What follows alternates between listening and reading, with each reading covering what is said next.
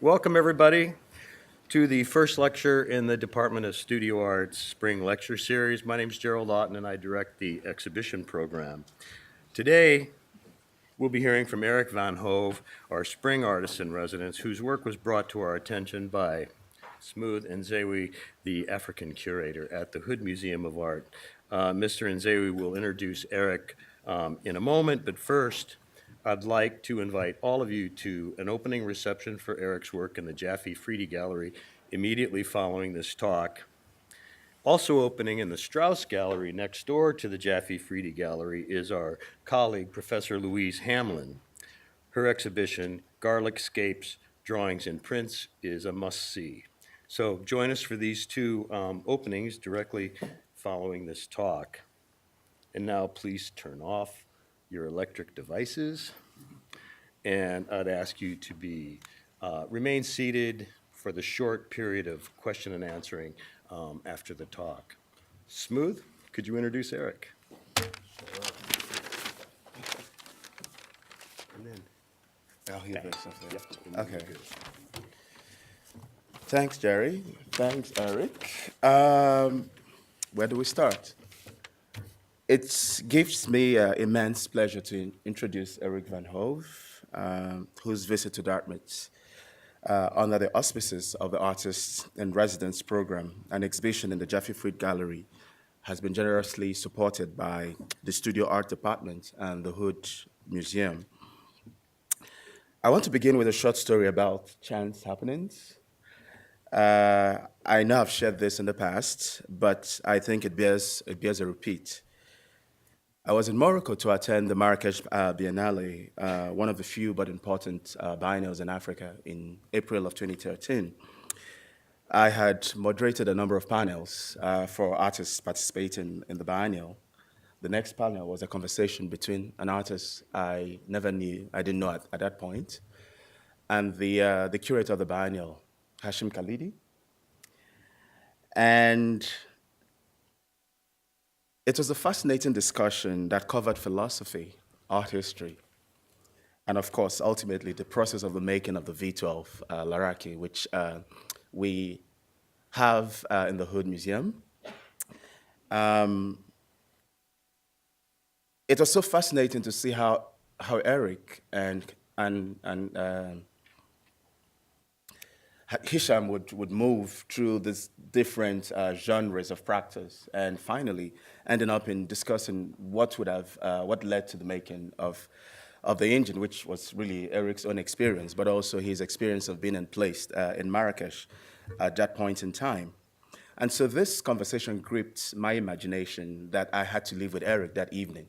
First, I went to his home, or we had dinner, and then subsequently, I went to his studio that night, and we spent a lot of time looking at the different components, later works in various stages of production. And then I would only get to see the engine the next day when I went to the museum in the center of Marrakesh. And then my imagination couldn't wrap my head around what I actually saw. Now, this is no joke. What my imagination was able to imagine didn't match what I finally saw and at the end of the day. And so like we say, the rest is history. The work is now with us at the Hood. We're so fortunate to have Eric with us. I can say with deep sincerity that I admire him. Eric was born in Gulema in Algeria in 1975. He spent his formative years in Yaoundé, the capital of Cameroon in Central Africa. In 2001, he earned a BA from the École de Recherche Graphique, Brussels, Belgium. This was followed by a master's and a doctorate degrees in classical Japanese calligraphy from the Tokyo Gakude University in Tokyo, Japan, in 2005 and 2008, respectively. Now, Eric told me that the reason he headed to the Far East was because he was in search of a neutral space that was neither Africa or Europe. And as I suspect, where he could find himself without the ghost of empire trailing him, right? While working on his master's and doctorate degrees, Eric traveled the world, staging artistic interventions and projects in far-flung places from the Arctic region, Iran, Madagascar, China, Senegal, to Costa Rica, driven by a desire to find universal truth and commonalities in the world's diverse cultures. His practice straddles performance, installation, video, photography, and sculpture, among others, but hinged on what I want to refer to as thick conceptualism, intersecting with the elaboration of utopia. Of course, this is complete verbiage on my own part. But then, what can we say about the V12 Laraki, inspired by one man's vision of mechanized modernity for his home country of Morocco, captured in the Laraki Fogra, a high-performance sports car that Abdasalam Laraki built from locally sourced materials, with the exception of his German-made Mercedes-Benz engine. Van Hove completes this utopian aspiration with his creation, aided by a talented group of Moroccan craftsmen who now have a new understanding of their abilities and capacity to materialize a form they would have only imagined a few years ago. Van Hove's work has been shown internationally at major venues, including the Marrakesh Biennial in 2014 and 2016, the Création Contemporaine in Tours, France, Mudan Museum in Luxembourg, Okinawa Prefectural Museum of Art, Japan, Brandt's Museum of Art and Visual Culture, Denmark, and Institut du Monde Arabe, Paris, among others. He's a recipient of several awards and fellowships, including the UNESCO Ashbeck Fellowship in 2009 and Japan's Monbusho Research Scholarship in 2005. Eric is represented in several public and private collections, including the Hood Museum of Art. His talk today will focus largely on the V12 Laraki project, which I've several referenced. On April 28, I hope we'll all gather again in the Hood's auditorium for a conversation that Eric and I would have that will focus on his nomadic practice as an artist in the last 15 odd years. Please join me in welcoming Eric to Dartmouth. Thank you. Thank you. All right. Does everybody hear me? Yeah. Well, I'm thrilled to be here. It's an honor to be with you guys. We have a packed house. That's good. So I won't use the screen or any picture or visuals. I'll try to keep just the flow happening and just talking like that. So basically, I'll start with a little story that happened to me. I think it was 2008, perhaps. No? You hear it? Okay. You don't? Come here. Okay. So the little story goes that way. I was in Dubai. I was just traveling. At the time, I lived in Tokyo, but I participated in a lot of different exhibitions.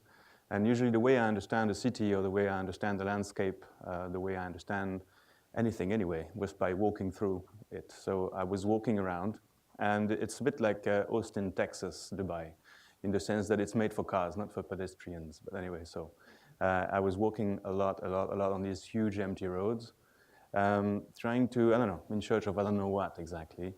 And then, after walking like that for 2 or 3 hours, I was very exhausted. So I went into one of these 5-star hotels and there is clearly plenty of those. So I was in the lobby of that 5-star hotel, and I sat down in age. And in front of me was a big guy in a military jacket, a huge guy, actually. And we were kind of like, facing each other in silence, sweating. And then at one point we felt, I guess, some kind of connection because we were in the same sort of stage. So he started to talk to me, and he said, I don't know why he said that to me really, but he just, I guess we needed no more introduction than that. So he just said, do you know how the Coffin Indians die? I said, no, I don't know. Who are the Coffin Indians anyway? And he said, the Coffin Indians is this tribe in Brazil. If you go up the Amazon, you can find them over there living. And I said, so why you tell me that? He said, well, I know. But basically, I was a drug addict for a long time. I imagine this guy was kind of an introspection right there. So all this weight he had probably was coming out of the fact that he had stopped drugs, So he said I was on heroin for a long time, living in Montevideo. And at one point, to quit drugs, I decided to go up the Amazon River, escape the city, and flee as far from civilization I could. So he went up on this little dinghy boat and then started to, make his way upstream. And then after a day or so, he kind of like fainted in his little boat. And then the coffin Indians took him up, and well, they use drugs a lot, especially one leaf. I forgot the name right now, but it's not that important. They use this leaf to communicate with the forest, so it brings them to a sort of higher spiritual state. Or anyway, they recognized that he was on drugs or lacking it, so they hosted him, and he stayed with them apparently for 2 years. That's what he said, and. So he said, "Do you know how the coffin Indians died?" I say, "No, I don't. Please explain." So he said, when somebody is old in that society, they feel they got to be a burden for the community. They don't want to stay around and stick until they die. They just decide to leave. It's there, right? So they decide to leave. When they decide to leave, they simply overfeed themselves with these leaves, and they get into some stage of catatonia. They kind of go in a coma. And since at that age, nobody makes a mistake about how many leaves they take. When somebody is found in that stage, obviously the community understands that that person has decided to leave. So what they do is they take the body and remove all the clothes, and then they cover the body in honey, and then they carry it to the jungle near these big pits of the fire ants. So these are very voracious ants you have there. And so they just lay flat the body on the ground near the pit. And in a matter of 30 minutes to an hour, these ants go over the body and making no difference between the honey and the flesh, just digest the whole body and it's gone. And so he say, so basically the coffin don't die, do they? They just, they're still alive, just sleeping there. And then cells after cells, atoms after atoms, in the bite of each of these ants, this whole body just vanished back to the forest where it emerged from, anyway, in the first place. And using these leaves that help this guy communicate with it his whole life long. Anyway, so you can imagine me in that lobby just listening to that, and being a bit puzzled. But anyway, I thought that story stuck with me. Because first I love stories, but also because I thought that's what art should be about, really. Often an artwork ends up being a dead vessel, some sort of an object that stands for some emotion that took place, or has been inspired to happen. But then often it's just this dead thing after that kind of reminds us of the living emotion that birthed it. And I thought if I could make a work that would be just like the coffin process of life to death and death to life, could be more transient, and a work that could be part of a context in that same way, that the coffin's body is part of part of the forest. That would be beautiful. Anyway, so I tried to, since then, basically, live up to that. And this work, V12 Laraki, is I think a success in that sense. Can I have a bottle of water? If somebody can fetch me that, that'd be great. So I'm here to talk of V12 Laraki. As Smooth say, we're going to talk about earlier works on the 28th, if that's interesting you. But V12 Laraki came up to my mind slowly. At first, the idea of taking an engine to work with and working with that and working with craftsmen came in 2005 when I was in Senegal, in Dakar. I was there for visiting a friend. Anyway, I was in the suburb of the city, and I stayed with the blacksmith there. They have a huge furnace and a lot of people working steel, recycling metal. And I was always fascinated by these recycling and old casting techniques because they're about transformation of matter. They're technically about the coffin story, pretty much. So I saw them melting huge amount of engines. They would gather these engines, and they would melt them down and take the aluminums out of the carburetors of these old taxis, and melt them and sand cast them into pots for the markets and spoons and kitchenwares basically. So it's a very rudimentary techniques. But what fascinated me was the fact that these engine this matter, this material they were using, engines, they were a material that already accumulated a history. They had a memory on their own. Often they were Renault car or Peugeot cars. They were European cars that had drove in Europe for 300,000 kilometers perhaps. And then when they're very old, they just ship them in Africa. That happened all through, the last century really. And there, when they get in Africa, then they turn them into a cab or into something, and they just keep going for another 1,000,000 kilometers easily, being fixed and patched up again and again and again, until they really can't go no further. And that's when these guys take them and then melt them and make spoons of them. Just imagine that. Okay, so then I was on this market and you see a spoon and you're like, okay, this kid now is going to be fed with that spoon, which was a Renault for like a good 30 years before that, doing I don't know what. And then anyway, I was kind of like mesmerized by this thing. So as artists can be, it's kind of silly, but anyway, it's like that. But anyway, that's the first time the idea of working on making, thank you so much, of making, a connection between craft, or let's say that labor, that type of labor, which is really not, it's very informal, but it's very powerful at the same time. It's kind of between craft, art, design, it's just pure creation, out of the need for surviving often. So it makes it all the more real. So basically, I thought, okay, how about, since I was traveling a lot at the time, how about I take any engine, something I can put my hand on, and dismantle it, and take in my suitcase several parts of that engine, and then as I meet craftsmen, like this sandcaster in Senegal, I try to have them reproduce one of the parts of that engine with their technique. And gradually, as I go by, I could maybe reassemble an engine, a complete one, which would be, and that's another interesting thing, something that interests me as an artist, is to manage to create an item that's a singularity, not something that can be, that people can fathom so easily. And after a century now, the 20th century of industrialization, everything around us can be duplicated.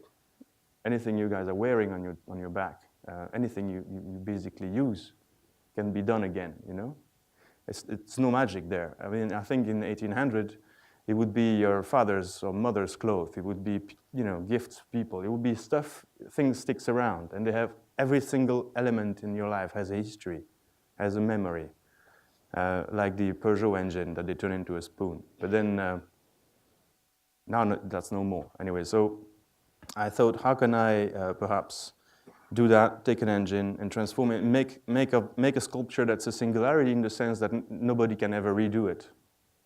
It becomes magic in a way. And contemporary art is connected to fetishism. In the sense that people can pay $1 million for bottled water like this if Jeff Koons said that's it, that's mine. All right, so okay, well then, so that's worth that much now. That's branding. So anyway, I wanted to have okay, I'm going to drink some of that now.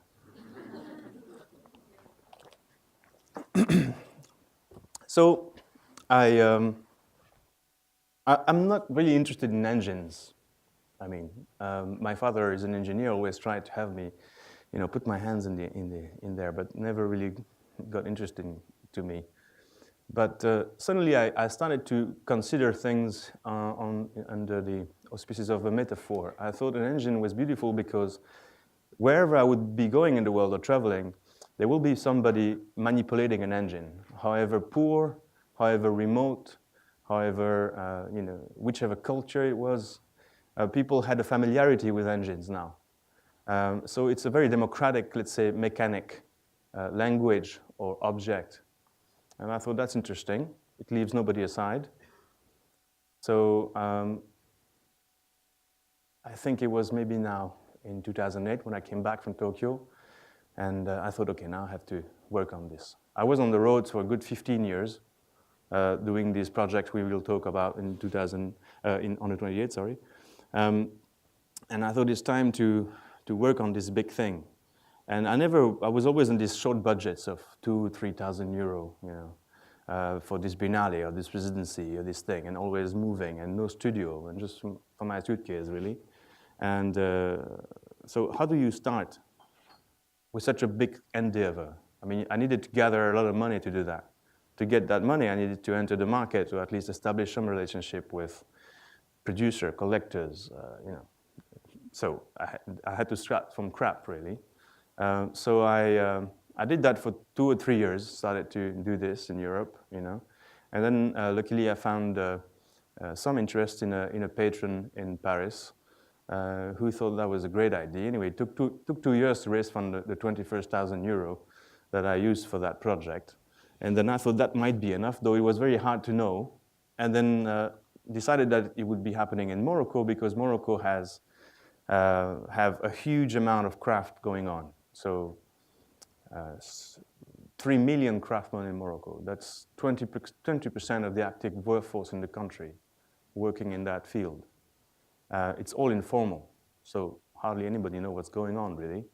But it's a sheer force of people there that have a rage and a lot of hope and a lot of desire and a lot of... Anyway, it's really, you know, raw material. It's an energy you can build on, clearly. So I thought, okay, now what engine should I take? You know, there's so many, and I was sort of educated as a conceptual artist, so can't just say that that's nice, I'm just going to take that. I have to kind of like, you know. And I read a lot of things about Morocco and the context of Morocco again, and then I heard of the story of a guy called Abdelsam Laraki, who in 2002 decided to make 100% Moroccan-made supercar in Casablanca.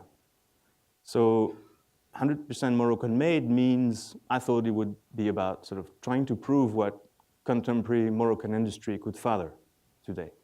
So that's an interesting and legitimate sort of post-colonial statement to make. These supercars are only made by about 12 different car makers in the world, often in the Northern Hemisphere. So, okay, he did that car, showed it in Geneva Auto Salon in 2004. It's called the Laraki Fulgura, as Smooth said. It's like a quite gorgeous car. And then I thought, well, that's brilliant. But then as I read more, I noticed that, you know, the only part of that car that he had not made 100% in Morocco was the engine. And I mean, what's a supercar without an engine, really?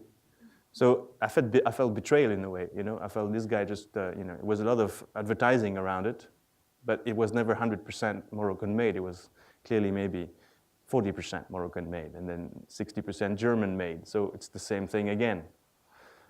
So I thought that's my engine. I'm going to take that one, that same engine, and we're going to finish it 100% in Morocco, but with that other part of the industry that nobody really care about, which is the craftsmanship. These 3 million people, these 20% there perhaps could actually take up the challenge is to remake 100% a 6.2-liter V12 Mercedes engine. So I looked for that engine everywhere, passed you the details. Anyway, I found it, a Russian mechanic in Riga, in Latvia, who had found a car crashed in a tree, S600, and there was my engine. I bought it there. I brought it down in my mother's car to Marrakesh with my recent budget that I had figured out. And then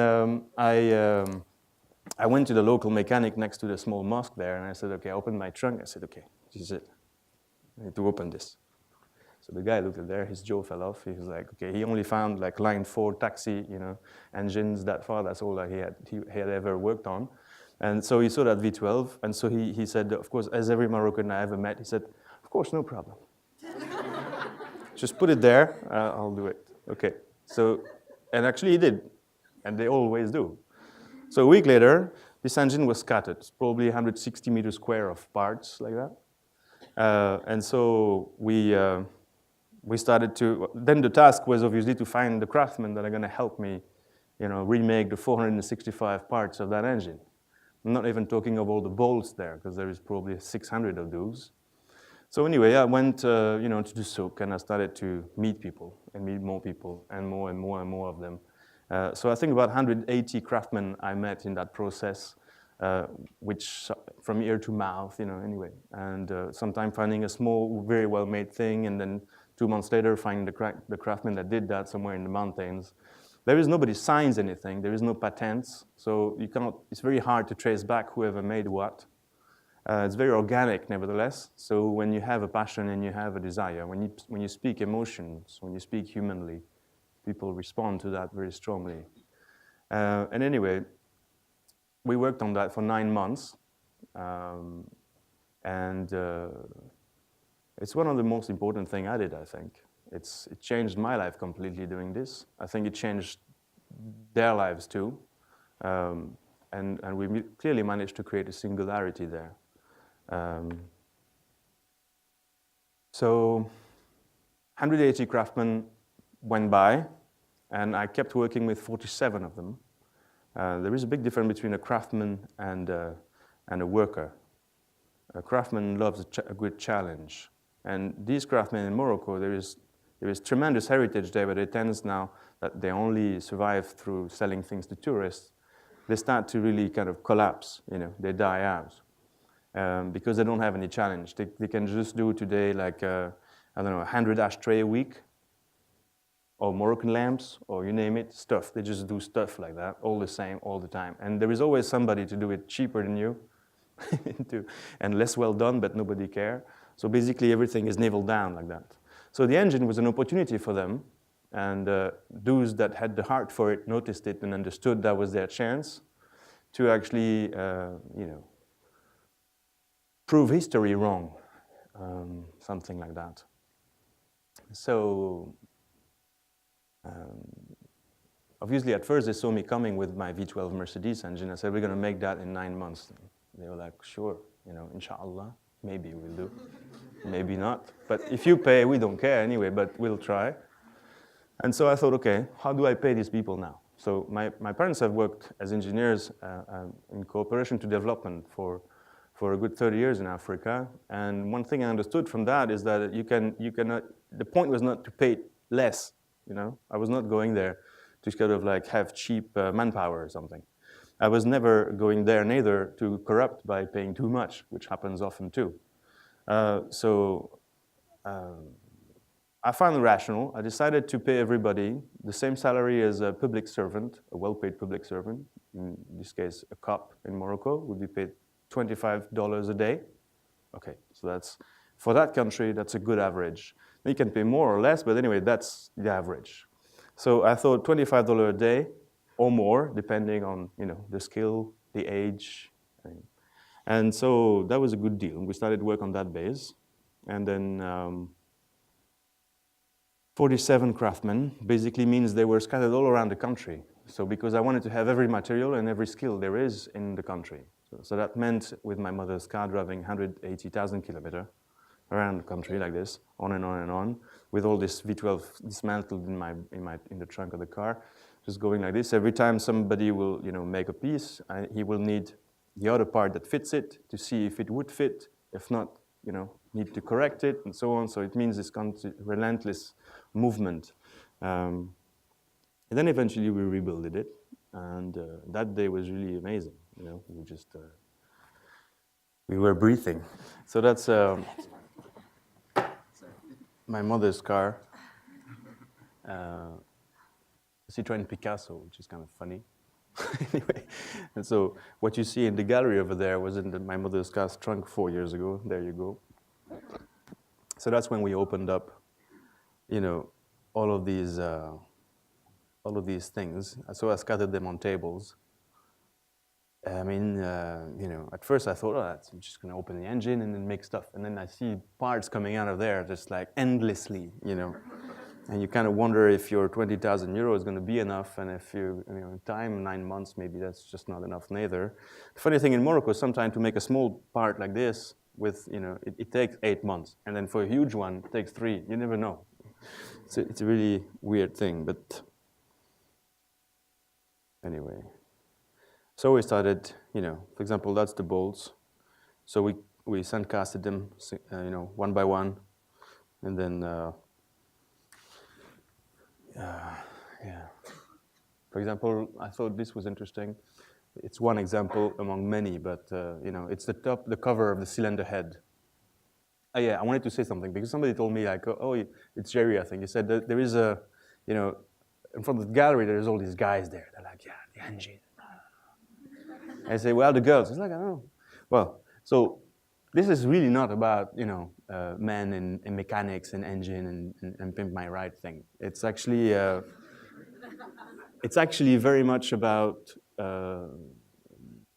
giving birth, and it's very much about the world and life and death and these coffin Indians and all of that.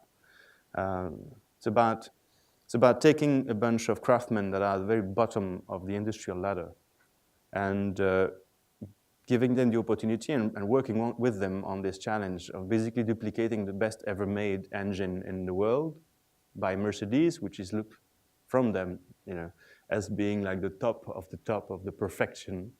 But suddenly, it's an Oedipus. So it's like killing the father. It's basically saying, so if we can remake perfectly that engine with our tools and our 1,000 years of heritage, and they work, believe me, with like some cheap Chinese electric tools, and they have really very few tools at their disposal to work on these things. So they have all the time to reinvent themselves, to manage to find system Ds and all the time. But anyway, and if they can reassemble it, it means it's perfect because you cannot assemble that engine, or you can't lie. That thing, if it fits, it fits. If it doesn't, it doesn't. Anyway, so once we finished and reassembled that, everybody in the process understood, I think, that the metaphor of an engine is this, that there is very small components and very big one. There is obvious one, but hardly visible one. These tiny elements there, if they're missing in the engine, it's not going to run. If you miss one bolt in that engine, it won't function. It seems you can discard it at first, but you can't. And these craftsmen in the global industrial system, they are that tiny bolt. And in the process of that, they all at one point realized that, that they were this tiny thing. But then, because I wanted it to be finished inside out, the engine. The souk attitude, and more generally, and you have that in contemporary art these days too. It's all about how huge it is, and how perfect it is, and how grandiloquent, sort of impressive. But here, I wanted the engine shown mounted, as it is here, meaning 70% of the job is actually inside, you can't see it.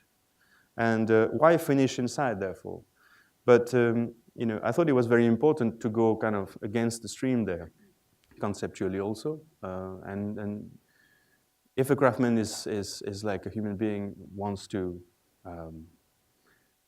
only cultivate the outside and not the inside. I mean, that was all these things that we were talking about all the time. So anyway, there was craftsmen from Berber craftsmen working bone. It's their tradition. That tradition had to fit the copper maker tradition, that's more Arabic.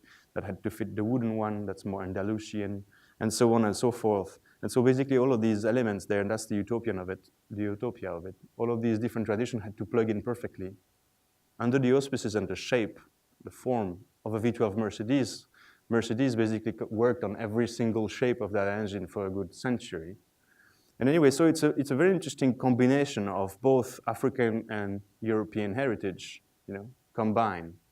So for example, this is the top of a cylinder head. When we sandcasted it with recycled aluminum, when it cools off, it shrinks. So we had a perfect, to the 0.5 millimeter, it had to be perfectly that size. So we had to kind of cut it in several pieces and then weld it back together, adding spaces where they were needed and so on. Well, I'm not going to talk too much on that. Anyway, so that's more. It's sometimes 0.5 millimeter. It seems silly, but it is the case. Not always, not everywhere, but in some parts of this engine, it's definitely about that. And we had to sometimes restart. And that's where now, for example, when we came out of the atelier 3 years ago, where you could turn the crankshaft and this thing would kind of move slowly, but it would move. Now it's jammed because it's made of wood, and wood moves just with temperature change. You know? So pottery. This is the hands of Mohammed. Mohammed is a Berber craftsman down in the mountains of the Atlas. I was brought to him by one of his friends that worked with, that was brought to me by one of his friends and so on. But anyway, so I came to Mohammed with this piece of that I thought had to be made of bone. I didn't choose so much. It was not a subjective choice. I didn't choose which material for which part or something. Usually the shape of the part itself would imply that type of material. Anyway, I saw him make this cylinder. It's not the crankshaft. It's the cylinder shaft. I'm not sure in English how you call it, but anyway, it's these two things that go in the cylinder heads and that activate the valves. Yeah. So, but that industrial piece is so precise, and that's definitely a piece where it's 0.5 millimeter precision. He went doing this with camel bone. And the tools he has, I bought him this, measuring tool there, how you call that? But anyway, he has very few tools, and he managed to do that perfectly. So gradually, the piece came in the atelier, sided to the originals. So that was the crankshaft. Cut a whole tree for that. Because, anyway. That was the box. So the challenge of the box was that the engine had to fit the box, and the box had to fit my mother's car's trunk. So I had only a certain amount of centimeters each direction. Plus, it had to be strong enough to hold it. Plus, it had to manage to insulate the sculpture from the outside, because just driving through from Morocco to Europe, like I did through Tangier, and so on, would make that the sun on my car would be enough to explode the wood of the engine itself. The sculpture would have not resisted the trip, basically. So we would put cork on each side. And so if you see it there, basically the way it was designed is so that the box that contains the work opens up and becomes the pedestal. And each sides open up, and it's made of cork to actually insulate the sculpture. There it is.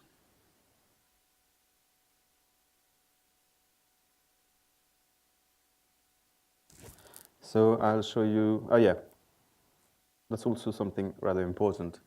There was how to pay people. The other dynamic was authorship. People will say, okay, so you're a guy, they made it, you're just the artist. Like always, you just tell them what to do, and then you take the credit, and that's it. It's not exactly that. Basically, I think as a contemporary artist and working with them on that process, I did myself a lot of craft in the past. I did stone carving to fix churches for 2 years. But I can never be as good as they are, because clearly they're amazing. And anyway, somebody here had to be sort of directing this thing, like you direct a symphony, So I was kind of composing a symphony, and they were my musicians. They were my hands.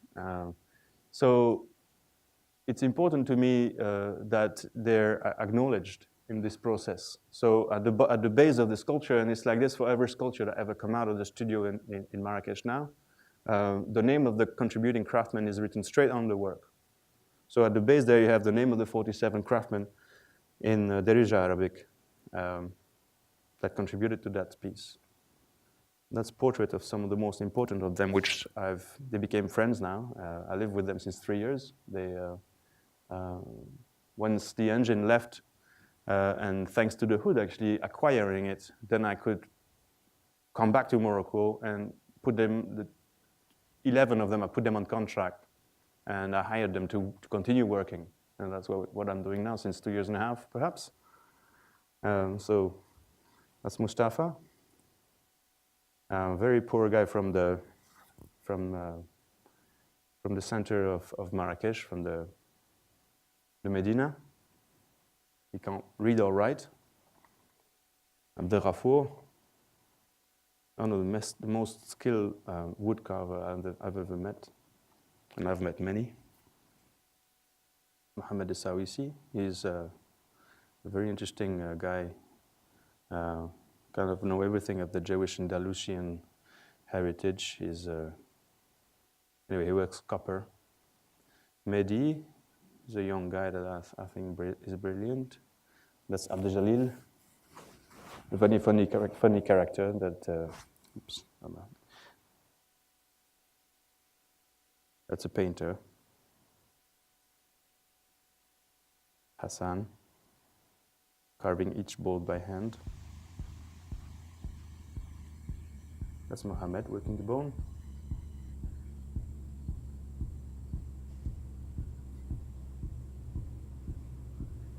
That's Dragon. We call him Dragon because he's the leader of the atelier downstairs. He's a very interesting guy.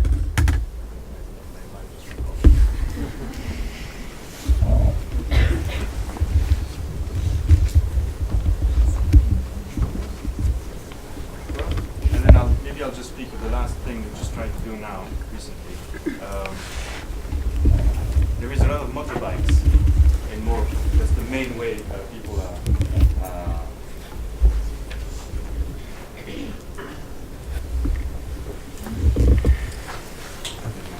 So they use a lot of motorbikes. It's the main way of circulating around in the country in Morocco. It's the same way actually most people in the southern hemisphere use motorbike, from the Philippines and Asia to Morocco. Motorbikes is the main thing. So I saw some local businessmen recently trying to import electric motorbikes from China because they're cheaper and they thought maybe more people might buy them, you know. But in fact, a motorbike over there is also a way to ascend socially. If you can afford one, rather have a good one. So a Chinese all plastic made Chinese electric motorbike really doesn't help. So what I decided to do, there is the best one you can find when you're a craftsman that made some money. Do you want to talk here? Thank you, Jerry.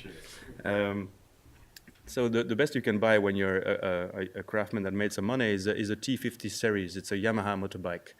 And then the Chinese made a copy of that motorbike, as they always do. It's called the C90. So the C90 is really not well made. It looks very much alike, except that it goes a bit faster. It's not as well balanced. So there is a whole wing of the Marrakesh hospital that's called C90, because there's like plenty of people killing themselves with this. It's quite horrible anyway. And then the Taiwanese made a copy of that, which is electric. And that doesn't even have a name anyway.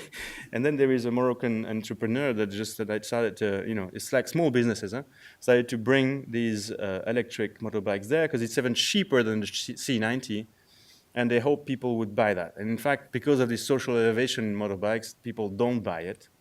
Though there is, since last year, Europe has built and helped build one of the largest solar panel facility in the desert in Morocco, near Ouarzazate, that in 25 years, when it will be going back to the country, to their own ownership, will basically contribute to 90% of the national consumption in Morocco, only solar powered.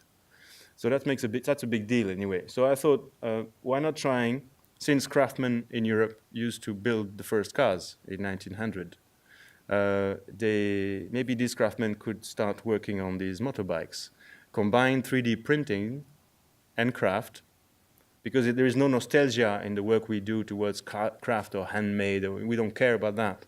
I just see socioeconomics. I just see 3 million people there that are just going straight in a dead end, doing ashtrays, where they can do V12 Mercedes. So obviously something is wrong.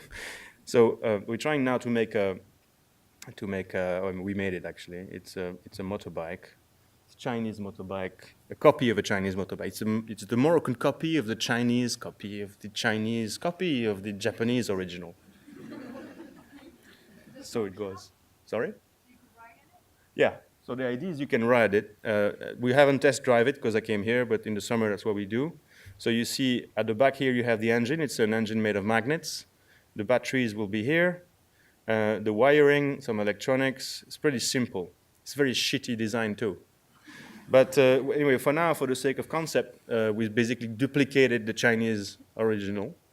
But then I hope the second prototype would be entirely designed and made by us. Actually, if I can find some people, interested students here in industrial design or people that know how, to collaborate on that. The idea is to make a second prototype that's actually fitting the tools and the materials of these craftsmen specifically, and to make it very easily to repair, fix, make.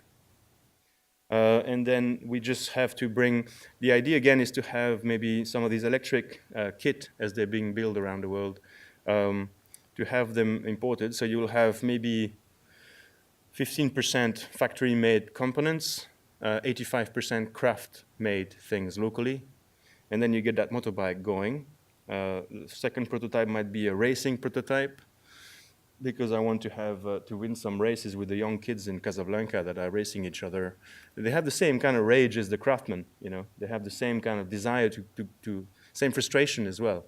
I think if these two parts of the society could start communicating a bit more or have a bit more respect with for each other, we might, you know, anyway, might initiate some good stuff. So anyway, I think I'll stop for now. Are there any questions?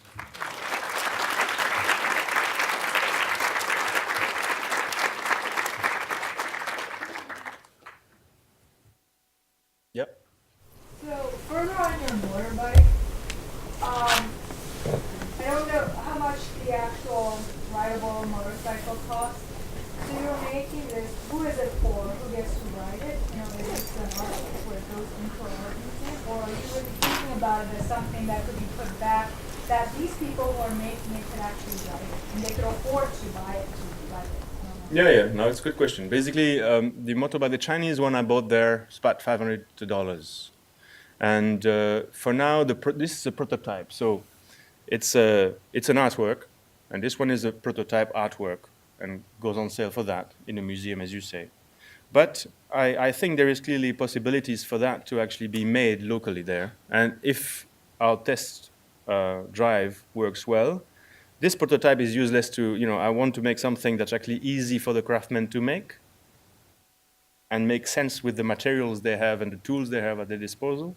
So the second prototype, perhaps the third one, might be totally available for being manufactured there on a bigger scale, and hopefully people there will use it, obviously. I think if this motorbike, if we play out our branding better, we might actually, we might actually have, through this racing, through some of these motorbike driving the streets, and get some attention from that, from craftsmen themselves. Because, you know, I think craft is very interesting in the 21st century. 20th century was mass production of identical items, mass production. 21st century, and craft cannot help with that. But craft can possibly mass produce specificity. When you have 3 million craftsmen, you can mass produce stuff that are all specific and individual to each customer, meaning every element on that motorbike could be customized and made by any other craftsman in Morocco. So anyway, that's the direction I'm going, but we're really at the beginning of that. But I hope that answered your question. And this question is also then, because you started off the conversation about the difference between the craftsmen and the workers. So I think that's where the kind of things kind of get, you know, what makes that replication in craft versus a worker kind of replicating into it? Well, I mean, I don't know if it's about that. I think the idea is to see how these 3 million craftsmen and in general society over there can overcome itself. And they have an idea that craft is about certain things, handmade for tourists in that sense. So I want them to overcome that, break free from this dogma they have about it, and try to initiate some kind of craft renaissance there, because it's the right ground for it and it's the right time too, I believe. So this motorbike is just one other attempt, or one other step in doing so. And clearly, a lot of people there are very scared when they invent something, some new ashtray with a nice shape or whatever. The people are scared that they're going to be copied by others. And usually they don't pull it out. So here I'm very happy that anybody copy it. So I'm just going to break some of these preconceived ideas there is, that craft is just good for this. And that's an industrial thing. And obviously, over there, people prefer to have like a brand new plastic thing eventually, until maybe we prove that with these materials, you can get something that looks better and makes more sense. And so step by step, we kind of change people's mind about things. And then hopefully, so I don't know. And obviously, if we do this and we kind of manufacture it locally, it's not so much about craft versus workers. There will be workers, there will be craftsmen. You can actually mass produce this, or manufacture it on a bigger scale, let's say, locally. But then any other parts there can be taken off the motorbike, given to a craftsman that make another one that's personalized for the, and shift it and so on. And yeah, that's about it. Yeah. I have like you're speaking about like how from a school like the craftsman would say new things. Do you think like for example this motorcycle in the future would also be turned into something else afterwards? Well, it's quite possible. I think in fact, for example, if you want to have a handicapped wheelchair in Morocco, it's very, very, very expensive. And you kind of wonder, okay, so there is 3 million craftsmen there, and they can do anything, but nobody ever thought that they could maybe even do that, starting with themselves. They don't break free of that, and usually they're back on the wall. They never have the time or the possibility to rehearse that, try out, research a bit. So I hope we can inspire that, and if not, basically create the potential for that to happen. And then maybe they will take that and make something else of it. Remember Dragon, the guy you saw, this big guy there?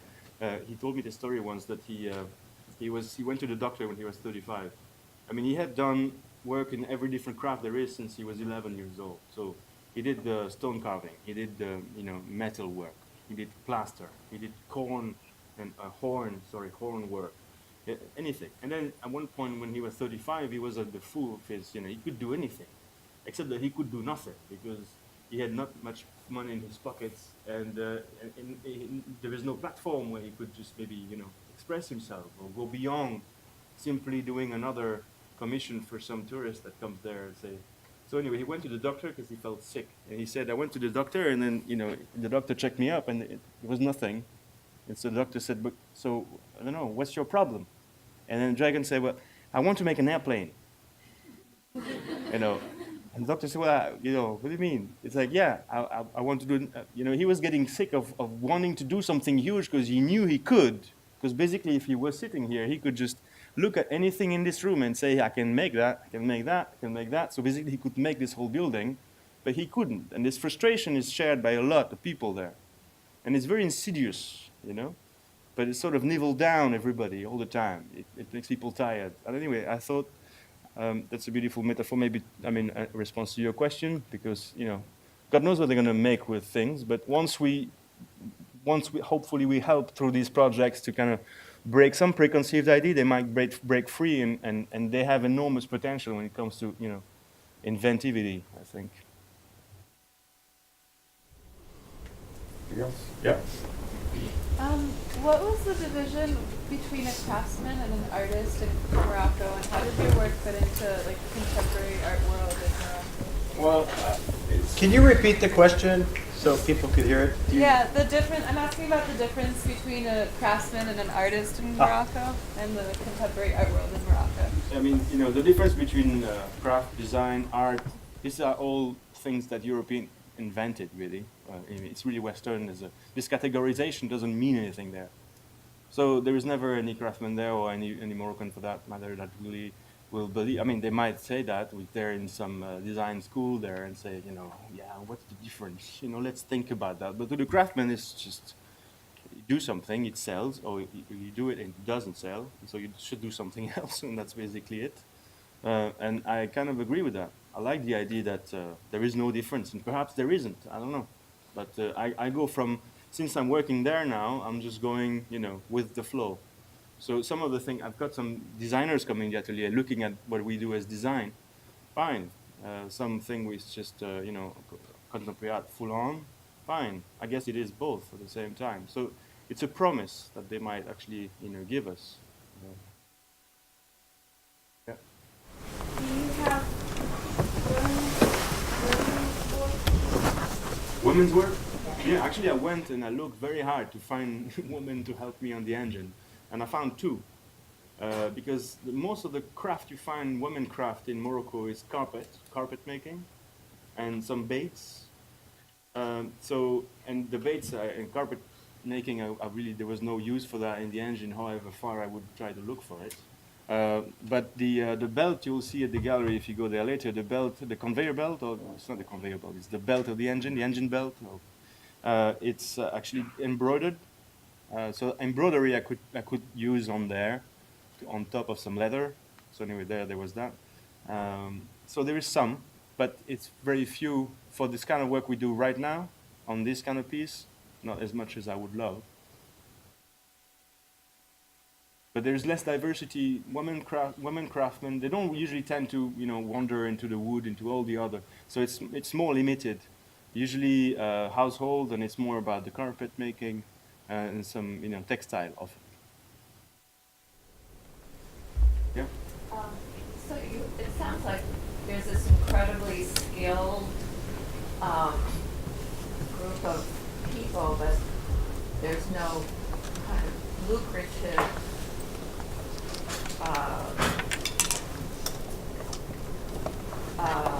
reward or for their skills. But so 2 questions: what's the biggest barrier to keep them from feeling worthwhile and needed? And the other is, how do they learn their skills?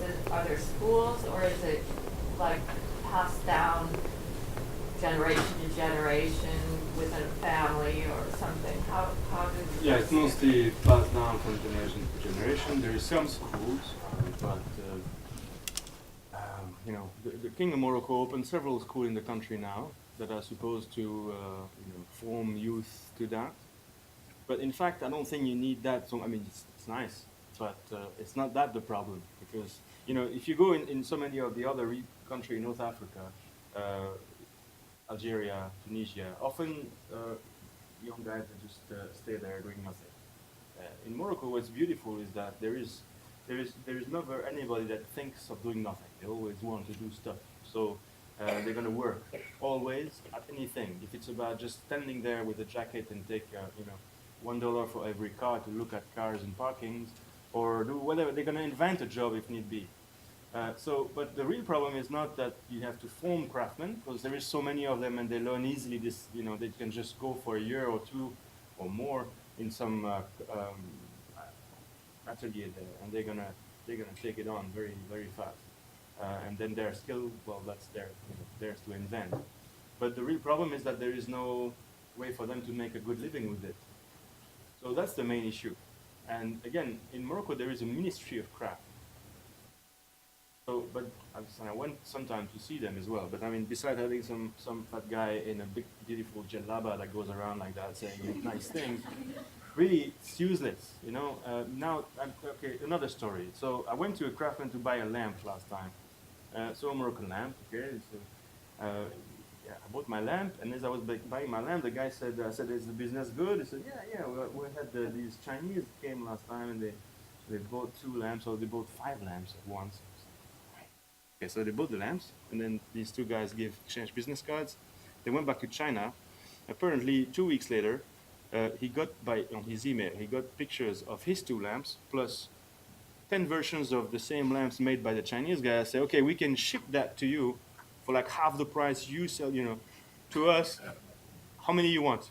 The guy was like, my God. And so basically that's what the guy in Jalaba should think about, and they don't. So that's why we're trying to, one side aspect of this work there and this renaissance that I'm trying to engage, it's that it's the socioeconomics behind this is huge, and it's really conceptually relevant as well. And so, well, hopefully, if it's not about forming more youth to craft, it's about showing that craft can actually engage in contemporary industry and serve the people, but also generate income. And if you show that, then they can all rush in there and do their job. Okay, I have great connections to the comment you have made, because you have said that it was cost you got 20,000 euros for the budget for the piece, and you have given $25 a day for these workers. You have made more than one engine at this time, right? You're making several. Yeah, I made a second one recently. So my question to you, have their pays have changed? Well- Is it still $25 a day? No. So kind of going back to the connection you just made a comment about the Chinese, and also I was thinking about the comment you made about jet planes work. So then if you commission these people, do you own the work? So then what happens as you make the work? That's a lot of questions. Yeah. One answer that one, and then the next one. This kind of big topic in your work that you've been talking about with the kind of the workers and the products and the, and our world of politics around it. It's very kind of complicated, and I'm just trying to figure out where are you exactly fit into that circulation, and is it really different than Japan's? Yeah, I think it is pretty different. Could you use the microphone? The 25. Oh, sorry. The $25 thing. So, for example, Abdelkader, the Dragon, he's paid on percentage of sales. So 25 is the limit, the less I would pay somebody. Sometimes it's more, and often it depends simply on the rarity or the skill, or how it's important to have that skill, or how rare it is to be found, or so on. So now, anyway, the craftsmen, the 11 that work with me now, they paid more than that, and anyway, they're all Social Security. They're actually well off, and they're pretty happy. What was the other question about what was the other question?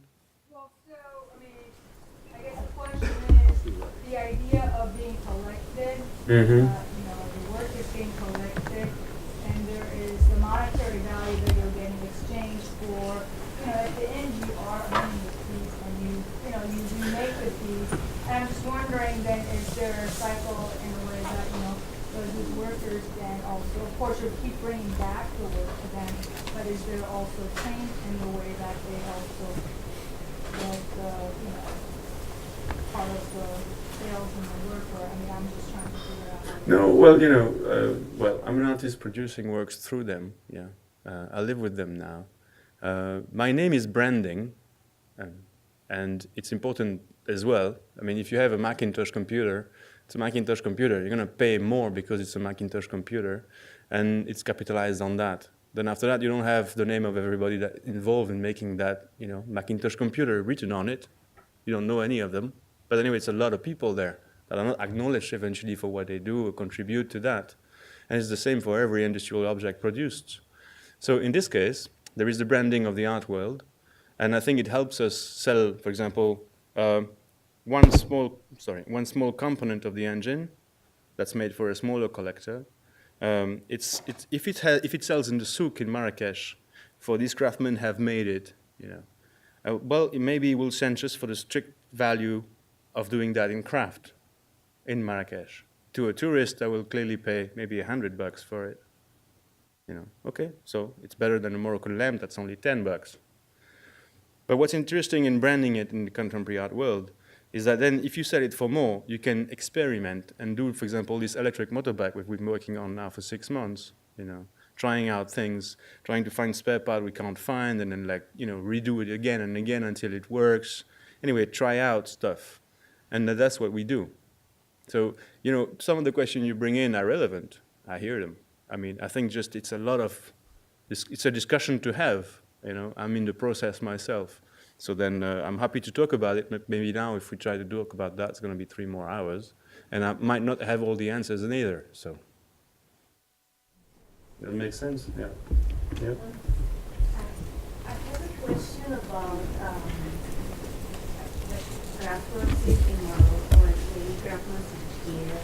And you are thinking about here. About craftsmanship is different. It's appreciated by completely different. Yeah. The same is artisan tea, right?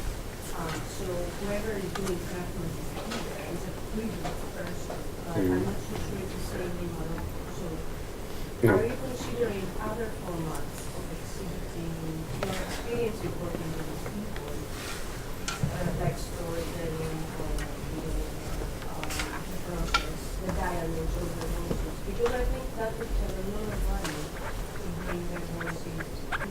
And because there's obviously like some levels of inequality between the levels.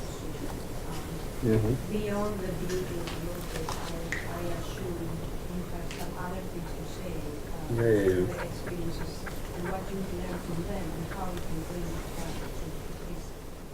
Sure. Well, I mean, we made actually because it was important. We have the engine, and it was a huge endeavor. So it was important to tell the stories, and there was a lot, and give them a voice as well in the process of that. That's why we made a book. We worked on for quite a while, a good year and a half, to make that book in 3 languages. And I had my mother ship 2 crates here, actually, so I'm going to try to have it available in the gallery as a sample, and maybe we can sell some there as well. So you can, have a look at that. You have interviews with 10 of them. And then we had long, lengthy conversations with Hisham Khalid, who was the curator of the last Marrakesh Biennale, trying to basically, who's Moroccan himself, trying to get the best out of the essence of their thoughts in the process of making that piece and how it changed their lives, how at least, because that's a big thing to say, but how at least they got to think of certain things and relate to their own experience, Anyway, so you've got a lot of answers there in that book. That's anyway, so far, that's all I've collected and worked on to give, yeah.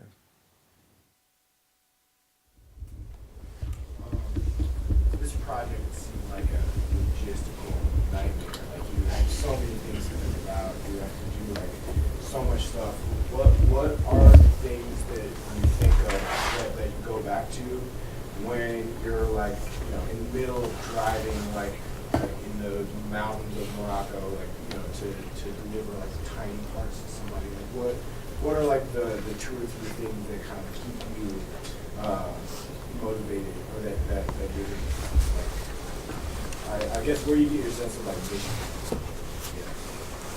Well, I think the 15 previous years of working, when I was on the road all the time, for me it's kind of a rehearsal, and you reach to that point where you can make that. I didn't know it yet, but I think it all came down to that sculpture at the end for me.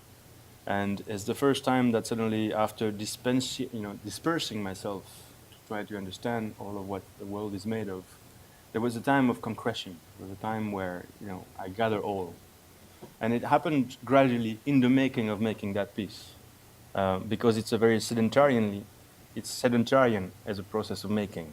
Before, it was always a nomadic way of working. It's completely different. So I felt energy being gathered, always centered more, and I felt that suddenly maybe it's possible. And I started to see in these craftsmen what it could mean for them as well in the process. So making a collective intelligence endeavor like that is something that's quite mesmerizing, and we self-inspired each other within the process of making this. And gradually, as we see collectively we could achieve it, clearly something that we could not achieve alone. That's something quite powerful, It's a teamwork. And so suddenly it started to come and got stronger and stronger and stronger, to a point where it went way beyond us, and we just were transported by it. Towards the end, when we suddenly understood that it was possible, none of us had any understanding of how what this sculpture would look like at the end. Because none of us had ever seen or worked with this engine before. So we knew all these tiny parts, like usually this big, and so we manipulated hundreds of them. So I knew all of these at the end, But then, how do they reassemble exactly, and what materials come next to what? It's only at the very end, last week, suddenly, and it's never finished, because there is always, in these 400 parts, have to be all perfect at once for it to assemble. So we try assembling, then disassemble. Fix some stuff, try assembling, disassemble. And then suddenly you try, and it's all done. And I remember that morning when we just, put it all up, and it's like, bum, bum, bum, bum, bum. And it was there, and we all had this silly smile on our face. We had 9 months on that, and suddenly we saw it like it's, we had not comprehended before. We were suddenly realizing it there, what we had done, and what it looked like even. And in that book, if you read it, you'll find some more personal reasons for that as well that answer your question. Yeah. Anybody else? I'll be around in the gallery anyway, so we can talk more one-on-one if you want. Thank you.